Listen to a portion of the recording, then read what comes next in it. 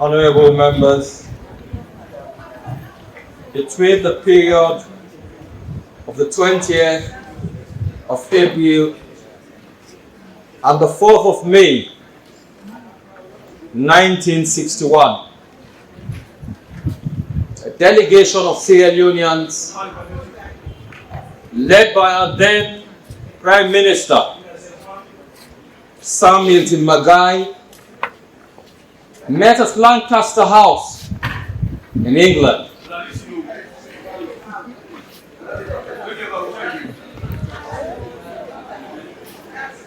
To negotiate with our British colonial masters for self-determination and independence of the people of Sierra Leone. Mr. Speaker, honorable members, that was a beautiful moment in the history of this nation. A moment of unity, a moment of cohesion, shown even in the complexion of the delegation that represented Sierra Leone at Lancaster House in 1960. We had representatives from the government side. We had representatives from the opposition side. We had traditional leaders. We had educationists. We had religious people. We had people from different tribes, all representing the interest of Sierra Leone. Mr. Speaker, honorable members, today when you read the history books, the names of those prominent people who took part in a fight for self-determination as a nation, it's only the names that we talk about now. Most of them, not even their children, are present now. I am making reference to this, Mr. Speaker, honorable members, to prick your consciences, honorable members, while we sit in this honorable House of Representatives. We must understand that what we are doing today, people will always reference the 6th Parliament, the members of the 6th Parliament of the Second Republic of Sierra Leone, and that Honorable Numa was leader of government business, and all of the members of Parliament, the SLPP caucus, were in the 6th Parliament when we dealt with this constitution. Similarly, Honorable Abdul Kakbo and his caucus will always be referenced when they talk about the people who made the move to change the 1991 Constitution. Mr. Speaker, honorable members, the move, the united move made by our forebears ushered in independence and the 27th of April 1961 Independence Constitution. Mr. Speaker, honorable members, it has been 65 years since, and as a young man who has lived, born here and has lived my entire life in this nation, many times I have asked myself whether gaining independence as a nation has been a blessing or cost to us.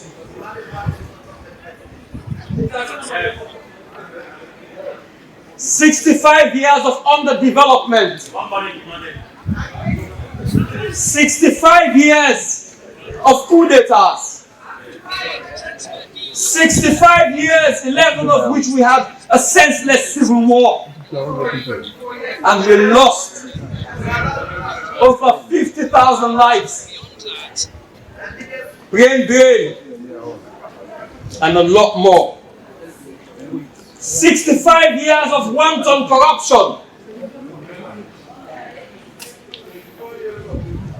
65 years of political bickering, lip service and labelizing.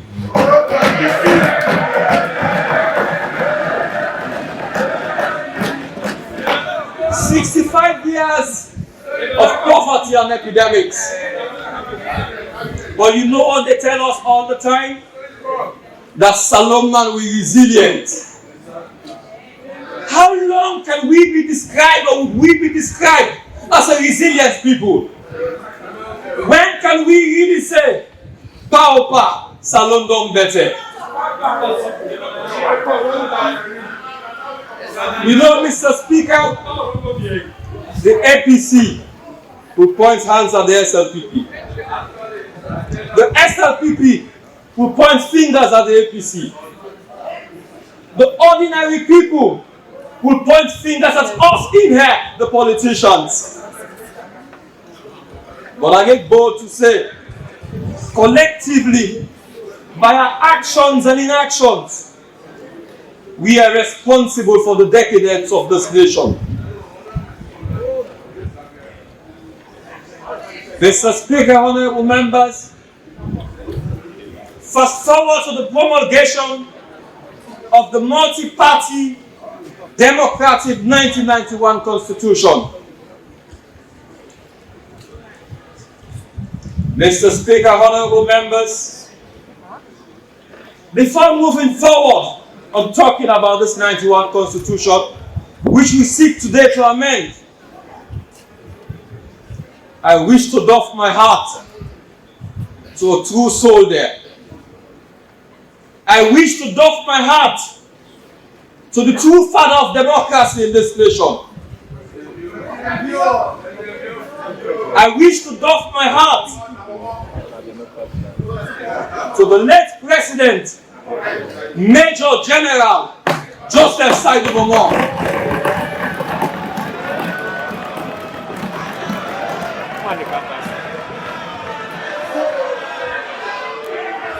Mr. Speaker, honorable members,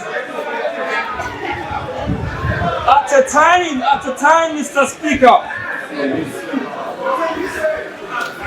at a time when President Momoh could have chosen to continue with the one-party 1978 Constitution, which was touted by Sir Albert Magai and enacted and implemented by Shaka Stevens. He chose democracy.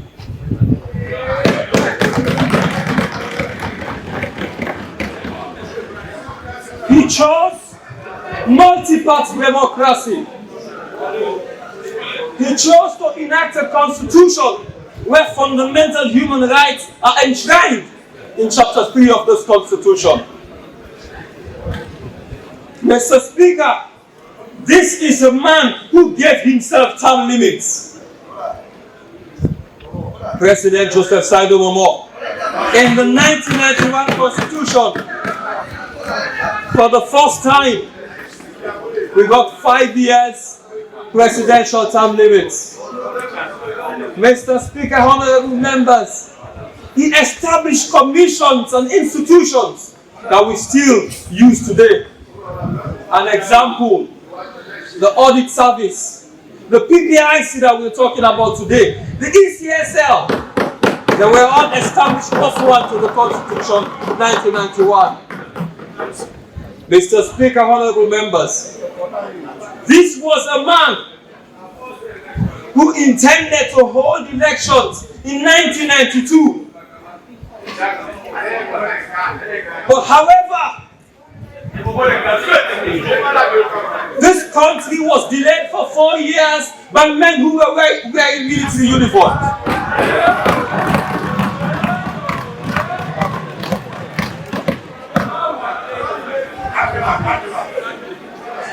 Mr. Speaker, honorable members, fast forward to the bill before this House, the Constitution Amendment Bill 2025. Mr. Speaker, long before now, I brought up an issue on the process by which this bill was brought to Parliament, pursuant to Section 108 of the Constitution, regarding the publication in successive gazettes. However, Mr. Speaker, moving forward from that, many efforts have been made, and we must acknowledge the efforts made by the international partners. We must acknowledge the efforts made by the government. We must acknowledge the efforts made by the SLPP for the sake of moving legislation forward. I want to thank the Attorney General and Minister of Justice for his tact in maneuvering a very difficult situation. I ask that we applaud the Attorney General and Minister of Justice.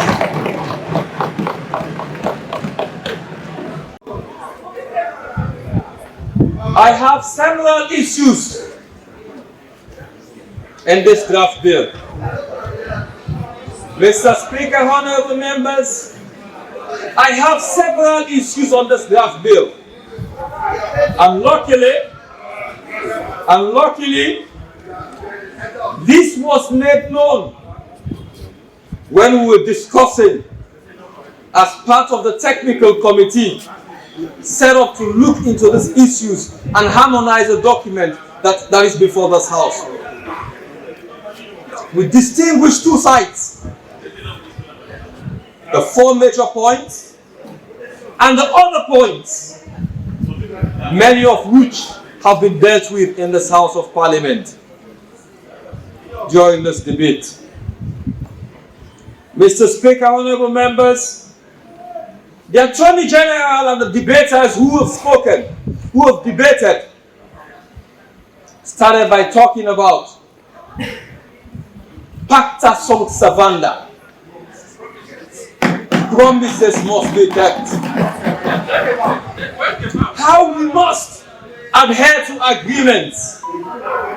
The Attorney General and Minister of Justice rightly said that this document before us is sourced from the Cowan Commission, CRC, and the tripartite recommendations. Rightfully so. Mr. Speaker, honorable members, first I want to say this, that if anybody is mistaken that what was agreed is law, I want to disassociate myself from that act of treason. Section 188 of the Constitution, which I will read, it says any person who attempts to amend this Constitution, alter a clause in it outside this Parliament, commits an act of treason. I wish to say, Mr. Speaker, honorable members, I wish to say that what we did and what we said and what the MPs told us during our retreat, that they have the power guardedly to accept or not to accept. And that is exactly what the debaters from the SLPP side have shown us. You cannot be speaking from two sides of your mouth. You cannot be oscillating and vacillating. Mr. Speaker, honorable members, I refer to the debate of my colleague member of Parliament from the Western area, Honorable Mary Conte. He was the first person who debated, and he said, on the Search and Nomination Committee, he said, Bobiti not well, SO2, low left for high day, and we plan consultation. A similar thing echoed by Honorable Devao. At the same time, these are the same people who were telling us to abide by what was agreed. Have you forgotten that the search and nomination committee is recommended in the tripartite report? What are you saying? On the one hand, you want to change that, but on the other hand, you're asking us to abide by this. How can that be sincere? On another point, you say, we arguing for the 55%, but we are the ones who accepted in the tripartite recommendation 50% plus 1. But you've forgotten that. And you argued that the district representation there, the percentage should be removed. Have you forgotten that that's part of the tripartite recommendation? And it's there, it's still telling us to take it out. You are there and you're asking us to take it out. How can you be blowing hot and cold? Escort to the other team up one side.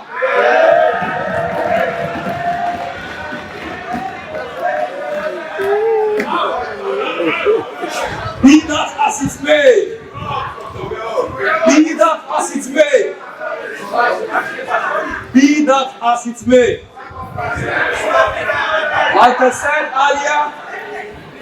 I said earlier, the primary responsibility to make laws rests squarely on us, the members of parliament, and that we guard jealously. So it is fine for you to deviate. It is fine for us to have a rethink, because that is what the law provides. So don't use that to argue. Don't use it. Mr. Speaker, honorable members, like I said,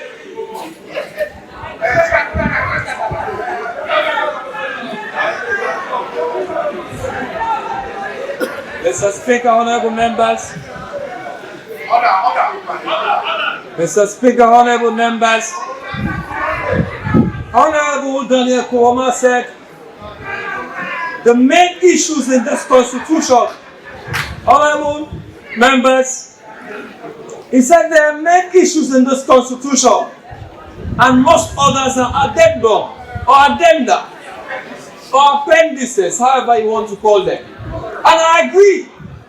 And that is the reason why in our conversations in the technical committee, identify the 4 big elephants in the room,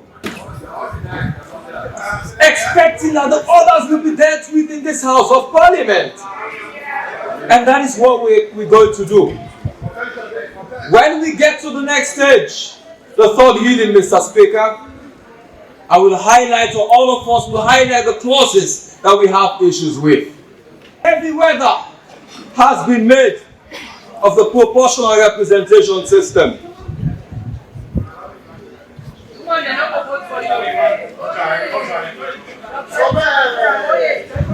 Mr. Speaker,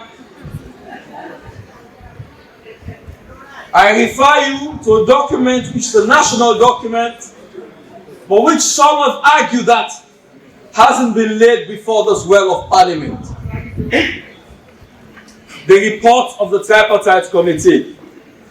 I refer you particularly to recommendation 78, which clearly stated that a national consultation must be done on the system, on the political system, on the electoral system that we should use moving forward as a nation. Yes, it has been argued. We've seen videos. We've had speeches of a conference that was held where they said, or the government said, we've consulted,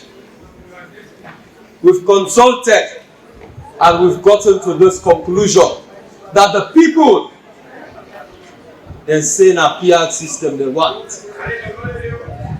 However, Mr. Speaker, honorable members, without repeating the debate of my honorable leader here, he made reference to two very important groups. The religious group, Inter-Religious Council, of which almost all of us believers belong to one dominion or another. They rejected it. They rejected it. The conscience keepers of this nation, the traditional leaders, paramount chiefs who are in this parliament represented, they said, we don't want PR system.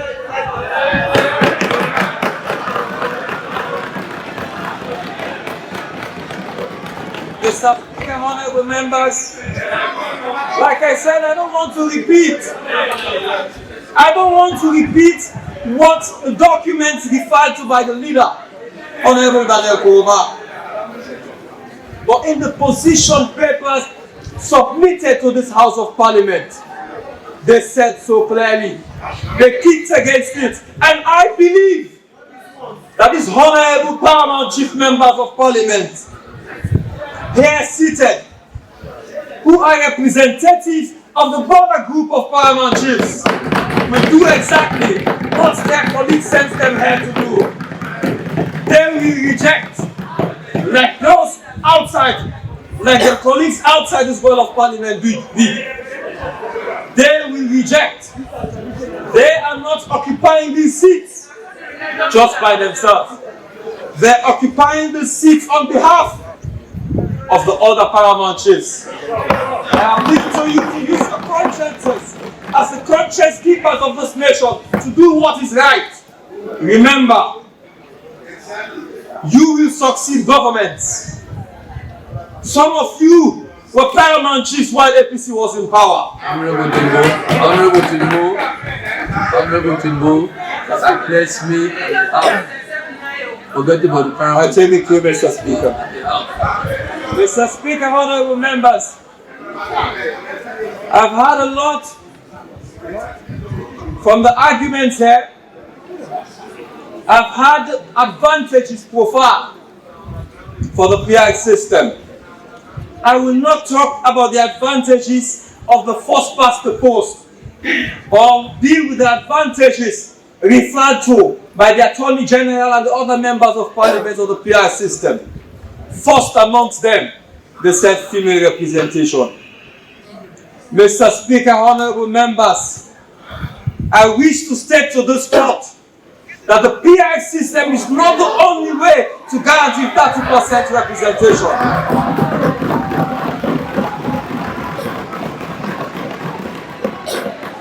Mr. Speaker, honorable members, I asked them to go to an analogous system of ours.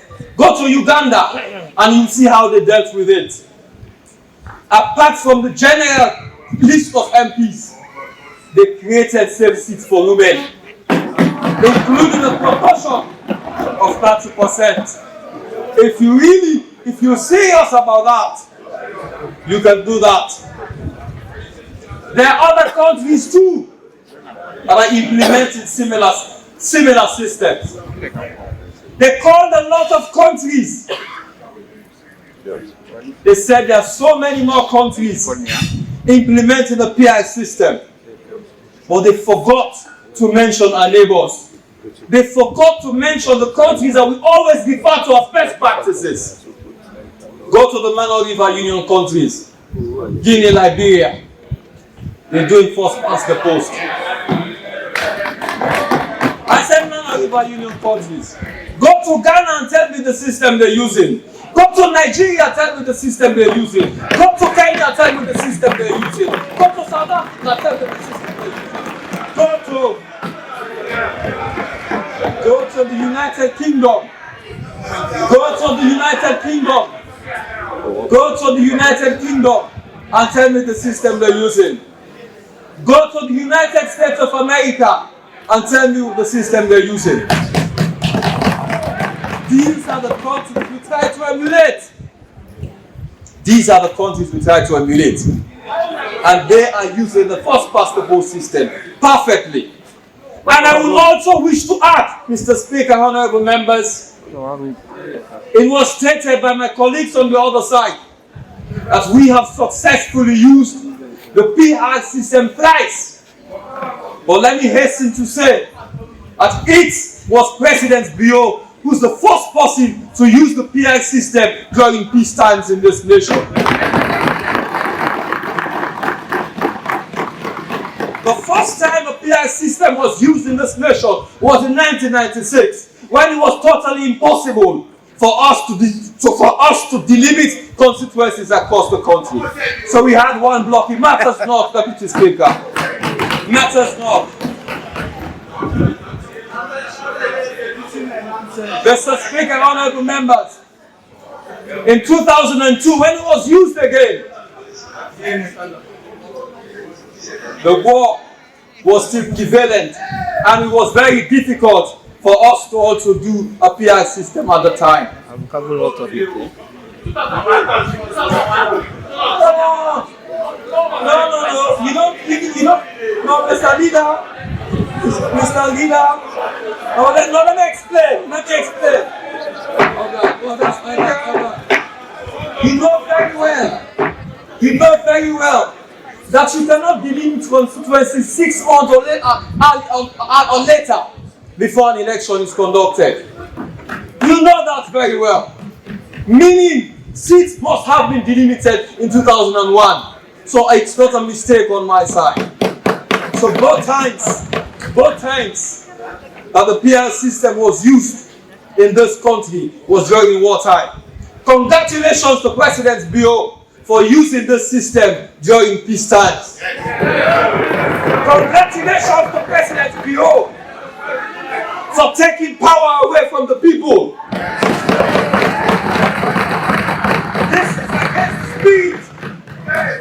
This is against the speed for which Sam Newton Magai led a delegation for self-determination when he enters the House. This is against the speed for which Kwame Nkrumah fought for independence. Julius Nyerere, Kenneth Kaunda,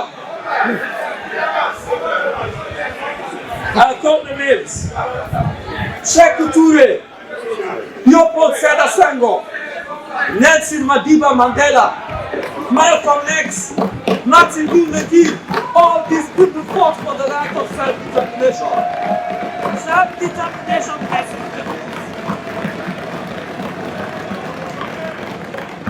Self-determination basically means the right to determine who represents me.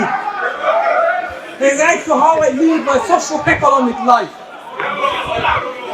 Self-determination was the spirit for which our people fought for independence. Mr. Speaker, honorable members, here we are. We're asking people to directly elect who represents them at State House. Honorable Timbo, you have 1 more minute. Oh my God. Mr. Speaker, honorable members. Mr. Speaker, honorable members, we asking the people to elect. I am not the one keeping the time. Mr. Speaker, I give you 5 minutes. You know that's how it's done. You ask the people to elect, directly elect who represents them at State House. But the government they represent them locally, SO2, they're members of parliament, they're local council councillors. You say no, they're all my party for Putan. We reject that. Because Antifa reject the PR system. APC reject the PR system. Mr. Speaker, honorable members, I have a lot more to say, but let me deal with the confusion created by my learned colleague and member of parliament. I wish you were here. They engaged me on this in parliament. Mr. Speaker, what I will get now referred to section 108 of the Constitution as its basis for saying Honorable Timbo, your time is up.